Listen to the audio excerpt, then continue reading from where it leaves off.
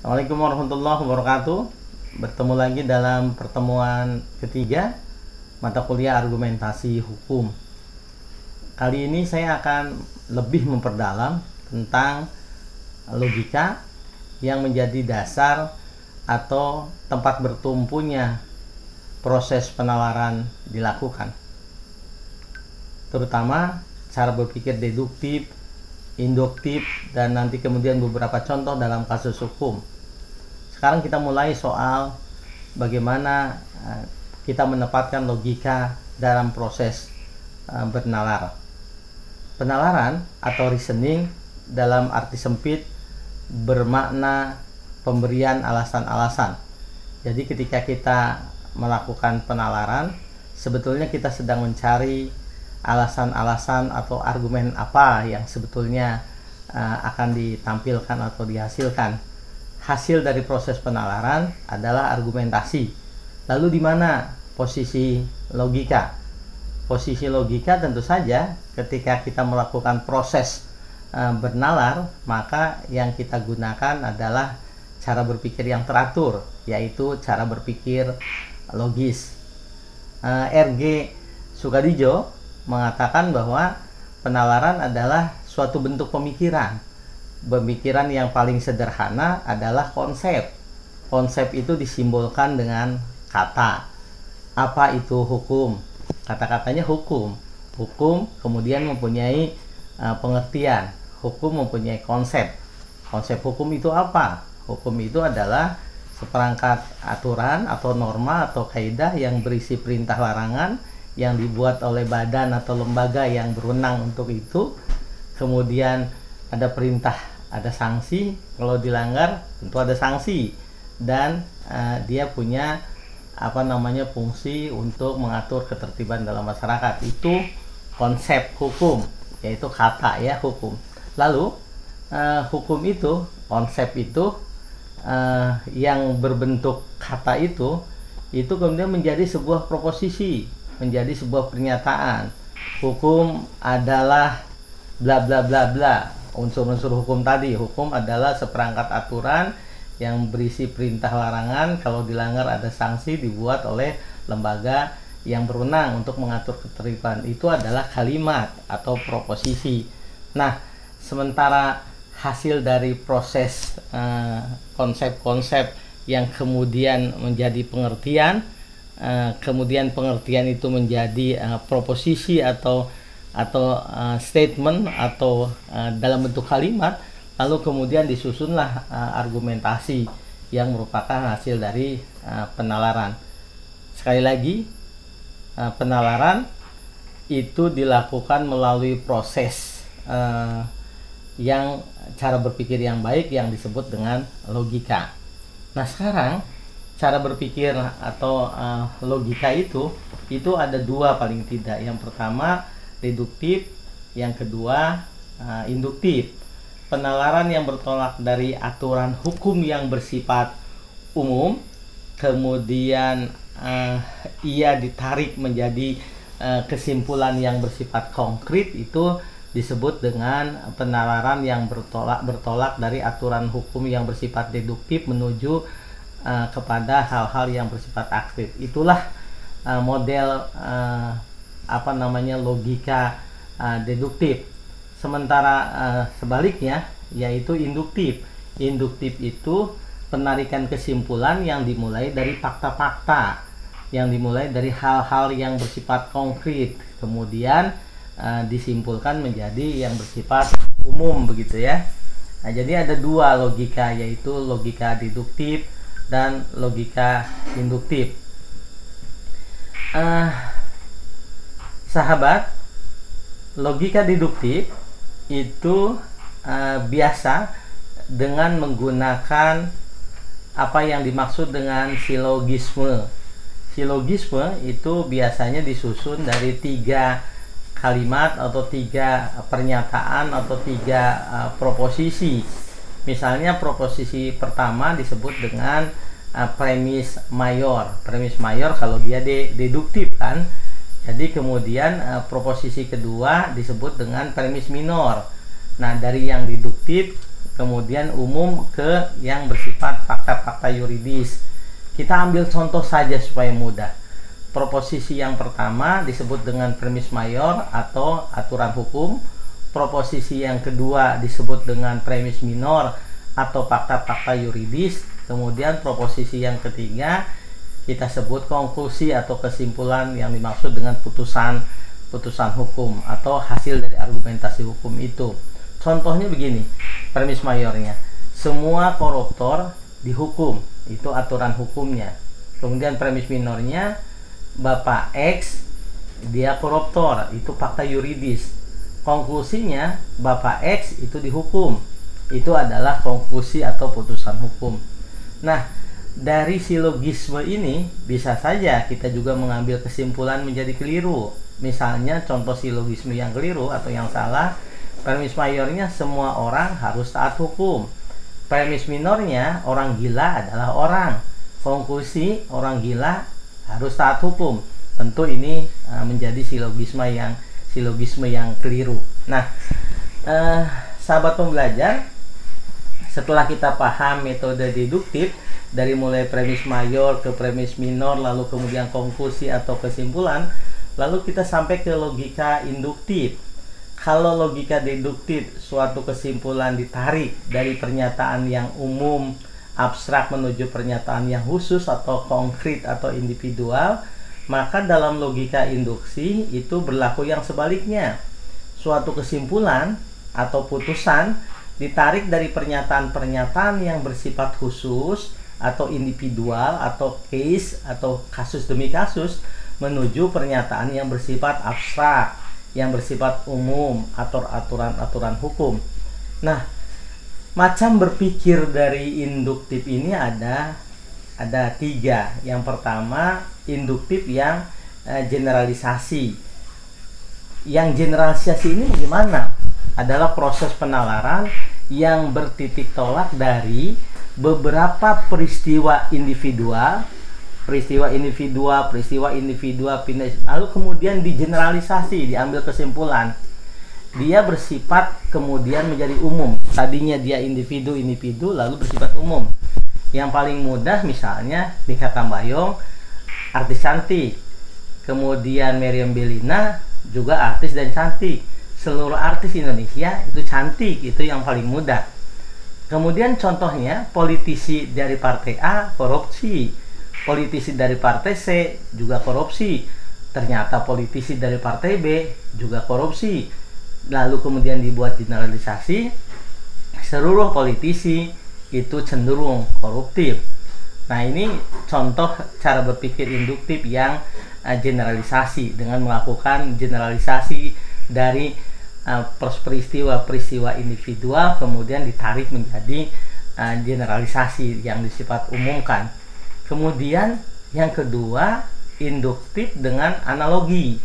Proses penalaran dari satu peristiwa kepada peristiwa lain yang sejenis, hampir sama prinsip-prinsipnya, kemudian diambil kesimpulan. Contohnya begini, kita melakukan jual beli, kita melakukan mewaris, kita melakukan hibah. Ada yang menyamakannya. Ternyata baik itu mewaris, kemudian juga memberikan hibah, itu ada proses dialihkan atau beralih. Nah, proses dialihkan atau beralih itu sama dari A ke B atau dari B ke C, tetapi modelnya berbeda-beda. Ada yang melalui jual beli, ada yang sewa menyewa, ada yang karena hibah, tetapi intinya ada peralihan. Nah, begitu, itu yang analogi. Kemudian yang ketiga, cara berpikir induktif yang kausalitas, yaitu proses penarikan kesimpulan atau penalaran yang bertitik tolak dari suatu peristiwa yang dianggap sebab menuju pada kesimpulan sebagai akibat. Jadi ada hubungan sebab akibat, ada kausalitas. Karena melempar mangga kemudian kena kaca tetangga, maka kemudian ada perbuatan kerugian, ada penderitaan kerugian oleh tetangga yang kacanya pecah. Itu bisa dikategorikan misalnya perbuatan melawan hukum karena melempar mangga kena kaca, gitu kan. Nah, sahabat pembelajar, bagaimana kemudian kita menerapkan logika induktif dalam praktek penanganan perkara di pidana, misalnya sejak penyidikan, penuntutan, peristiwa perkara di pengadilan itu selalu berawal dari proses berpikir induktif yang kemudian dilakukan generalisasi.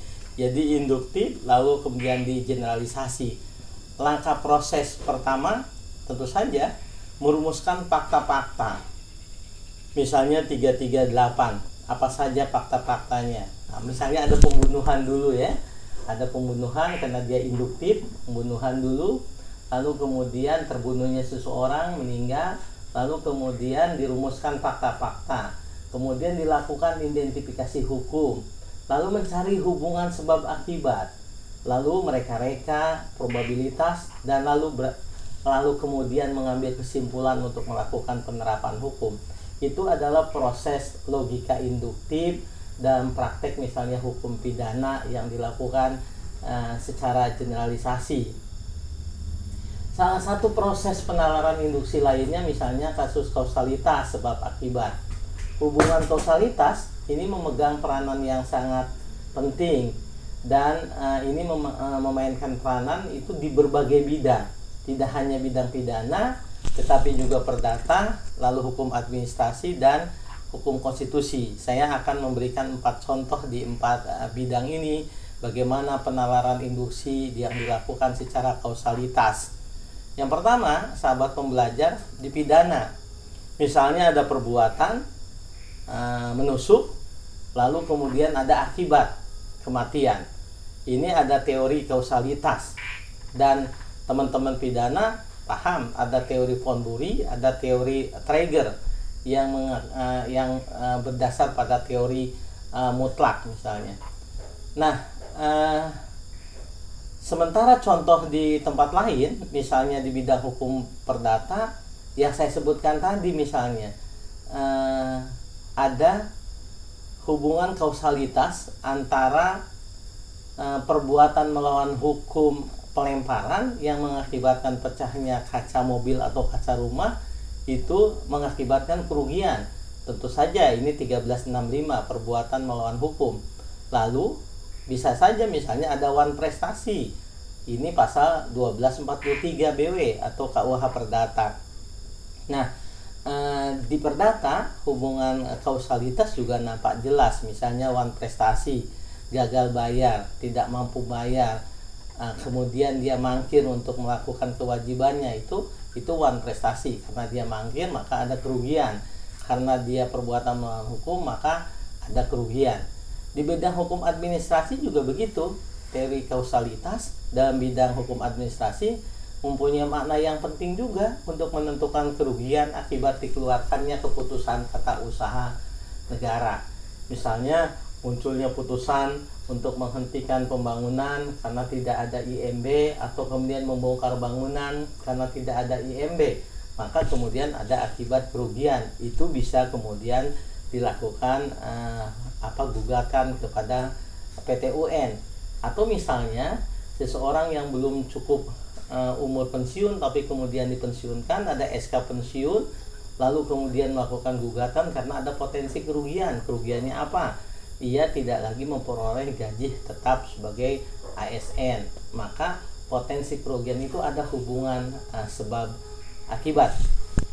Lalu di bidang hukum konstitusi, hukum tata negara, misalnya ada pengujian undang-undang atau perpu terhadap undang-undang dasar. Teori kausalitas di bidang pengujian undang-undang atau perpu ini akibat dikeluarkannya undang-undang atau perpu. Maka misalnya ketika ada kerugian secara spesifik dan aktual atau setidak-tidaknya potensial yang menurut penalaran yang wajar dapat dipastikan. Ini tidak hanya ketentuan pasal 51 ayat 1 Undang-Undang MK yang mengatakan bahwa jika ada hak-hak konstitusional yang kemudian pemohon mengatakan dia merasa dirugikan ketika keluarnya undang-undang, maka pemohon bisa mengajukan uji terhadap undang-undang atau Perpu. Putusan Mahkamah nomor 006/UU strip 3 Romawi tahun 2005, kemudian nomor 11 PUU strip 5 Romawi 2007, dan beberapa putusan lain menyebutkan bahwa adanya hak konstitusional dari pemohon, kemudian hak konstitusional itu dianggap dirugikan dengan munculnya undang-undang yang dimohonkan untuk dilakukan pengujiannya, atau kerugian konstitusional itu bersifat spesifik, khusus, aktual, atau setidak-tidaknya punya potensi yang menurut nalar yang wajar itu bisa merugikan dirinya. Misalnya, ini bagi saya ya, belum ada putusan mahkamahnya. Ketentuan pasal 67 Undang-Undang tentang dosen dan guru yang memungkinkan seorang dosen diberhentikan sebagai jabatannya dosen ketika dia melanggar perjanjian kerja atau tidak bisa bekerja berturut-turut selama 1 bulan, itu bagi saya itu misalnya ada potensi kerugian, karena bisa saja penyelenggara satuan pendidikan di mana tempat dosen itu mengabdi berhak untuk atau mempunyai peluang untuk memberhentikan, dan potensi kerugian itu ada secara konstitusi, maka saya bisa mengajukan. Yang penting saya bisa menghubungkan hubungan antara hadirnya pasal, bagian, ayat, norma dalam undang-undang yang kemudian bisa merugikan hak konstitusional dari saya sebagai pemohon. Itu contohnya silogisme secara induktif yang berbasis pada hubungan kausalitas. Sahabat pembelajar, selain kausalitas ada lagi yang disebut dengan analogi. Analogi sudah saya jelaskan tadi contohnya. Contohnya misalnya soal saya melakukan perjanjian sewa dengan Ibu Haji X. Ibu Haji X ketika belum selesai saya melakukan sewa menyewa rumah, kemudian yang bersangkutan sudah menjualnya.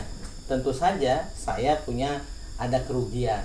Nah, saya kemudian mengambil contoh kalau itu tidak boleh, perjanjian sewa itu tidak boleh dihentikan karena adanya jual beli, maka bagaimana pertanyaannya kalau si ibu itu menghibahkan atau mewakafkan tanah dan rumahnya kepada kepentingan umum?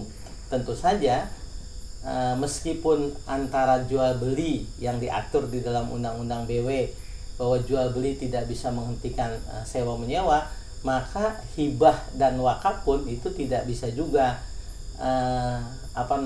mengurangi masa sewa saya. Jadi itu yang digunakan adalah analogi.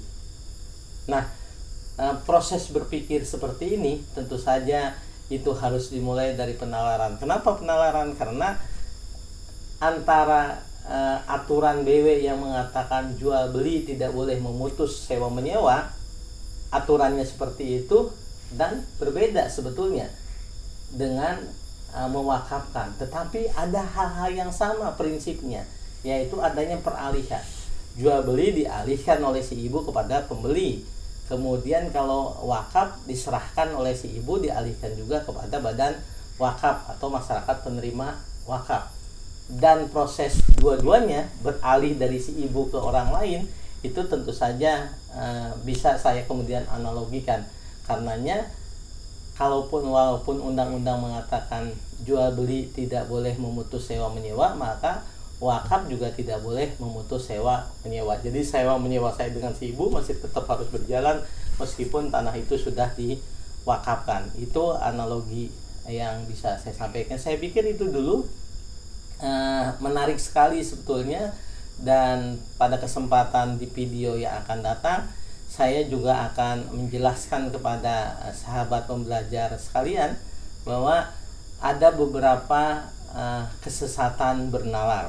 Saya akan menjelaskan fallacy atau sesat pikir dalam melakukan proses bernalar.